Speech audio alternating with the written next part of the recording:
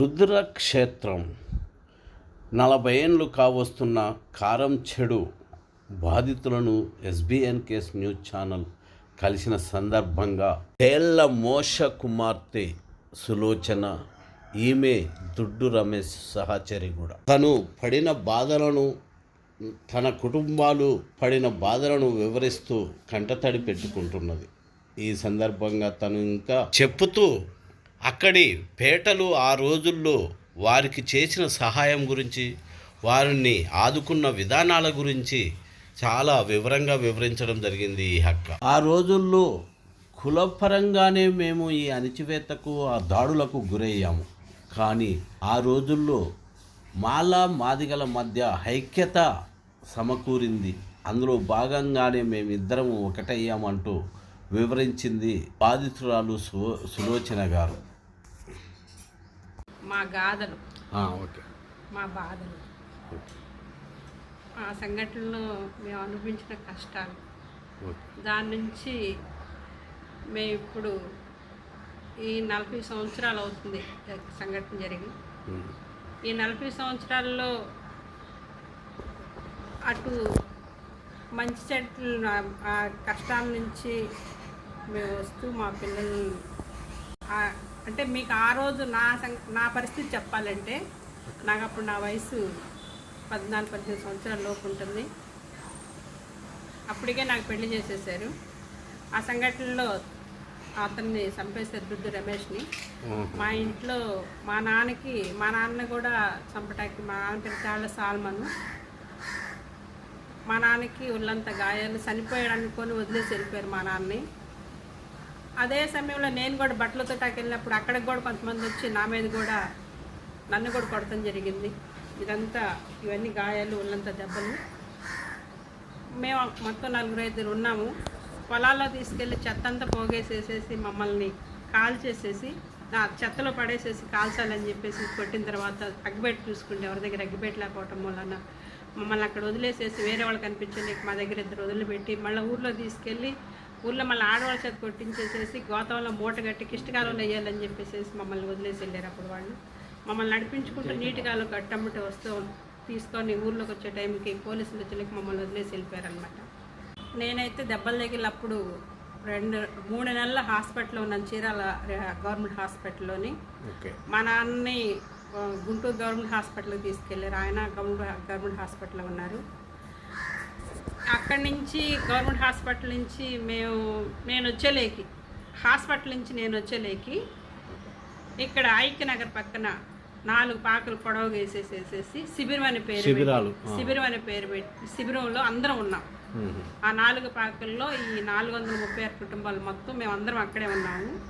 వాళ్ళతో పాటు కారం చేడులో ఏదైతే మాకు పాకలు గుడిసెలు ఉన్నాయని తీసుకొచ్చుకొని ఇక్కడ తలా ఒక గుడిసేసుకొని ఎవరు గుడిసెల్లో వాళ్ళు అట్లా ఉన్నాము.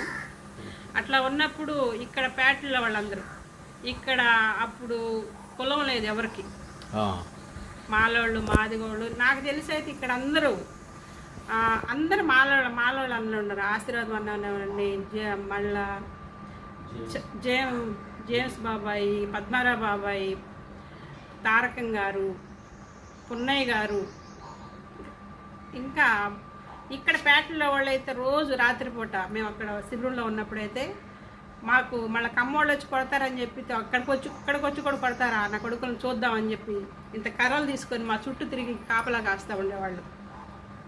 అప్పుడు ఇక్కడ వాళ్ళందరూ ఇక్కడ పేటలో మొత్తం జయంతిపేట, జాన్పేట, మరీంపేట అన్ని పేటలోళ్ళు. అట్లా మేమైతే అక్కడ ఫస్ట్ అందరం వచ్చేసేసి మా దెబ్బలు తగిలి మేము హాస్పిటల్లో ఉంటే మిగతా వాళ్ళందరూ చీరాల చర్చి కాంపౌండ్లో అక్కడ పెద్ద గ్రౌండ్ ఉంది, ఆ గ్రౌండ్లో ఉంటే అందరూ వచ్చేసేసి ఆ పేటలో వాళ్ళందరూ మమ్మల్ని చూసి ఏడ్చి అందరూ వెళ్ళి చెంగు పట్టుకొని బియ్యం తీసుకొచ్చేసి అక్కడ వండి మాకందరికి పెట్టారు. అక్కడ పూటకొక పేట నిదానంతోటి వండి పెట్టారనమాట. అప్పుడు అట్లాగే ఈ ఊరు చీరాల మొత్తం మమ్మల్ని బాగా ఆదుకుంది అప్పుడు.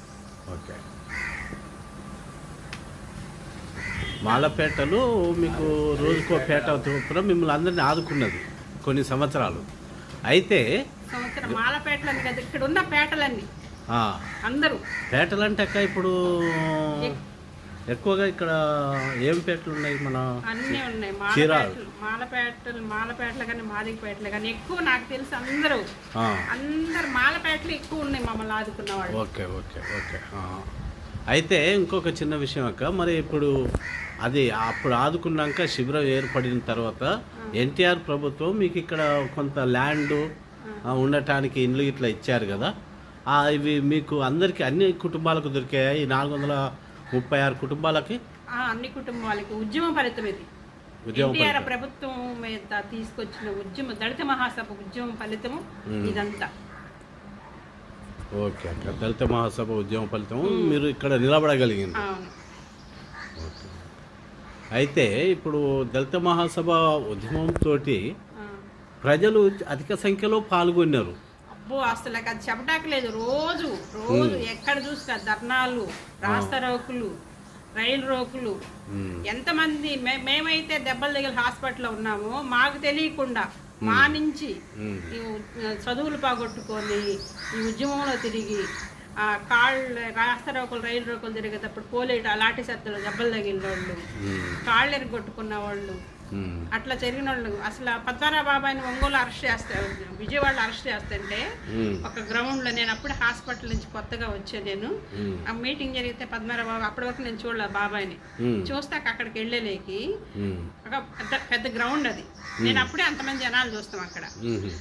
అయితే బాబాయ్ వస్తారని చెప్పేసి స్టేజ్ కట్టి స్టేజ్ మీద పాటలు పాడుతూ ఉన్నారు. నేను స్టేజ్ ముందే కూర్చున్నా.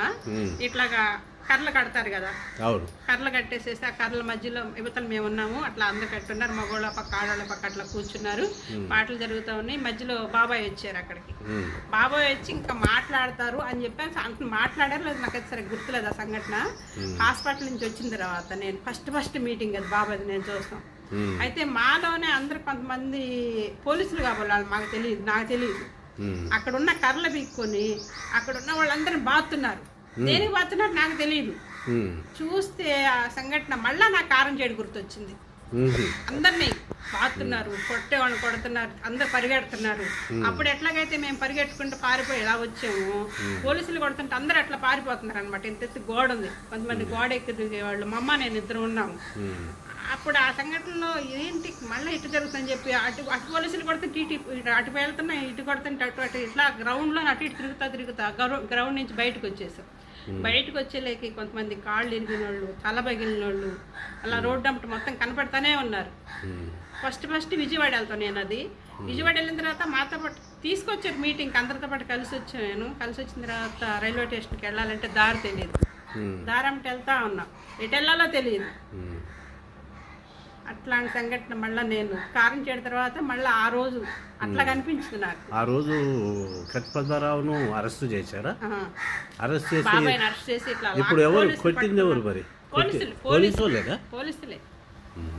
అక్కడ ఉన్న కర్రలే పీక్కొని కొట్టారు అందరిని, జనాలు చెదరగొట్టడానికి. ఓకే. ఇప్పుడు ఆ రోజు సంఘటనకు ప్రధాన కారణమైన కారంచేడు దొరను కూడా చంపేశారు. దాంట్లో ఈ నాయకత్వం మొత్తం ఉన్నట్టేనా? నాయకత్వానికి దొరను చంపేయటానికి సంబంధం లేదనుకుంటున్నాను నేను. ఓకే ఓకే అక్క. మరి ఇప్పుడు ఆ దొరను చంపేయటం వల్ల మీకు ఎట్లా ఉంది? దొరను చంపేస్తారంటే అసలు దాన్ని చెప్పడానికి నేను దెబ్బలు తిన్నాము కదా, ఇప్పుడు ఆయన వల్లనే ఇదంతా జరిగిందనే ఉద్దేశంతో ఆయన చంపారు. నువ్వు దానివల్ల నువ్వేమన్నా తృప్తి చెందావా, లేకుంటే నువ్వు ఒక బాధితురాలిగా బాధపడ్డావా? మేము ఇంతమంది చనిపోయినప్పుడు వాళ్ళకి బాధ కలిగిందా ఆ కులానికి? ఇప్పుడు దొర అంటే ఆయన వల్ల చనిపోయారంటే మేము ఆయన చనిపోయిన వల్ల మేము ఎట్లా బాధపడాలి? మా బాధల్లో మేము ఉన్నాము.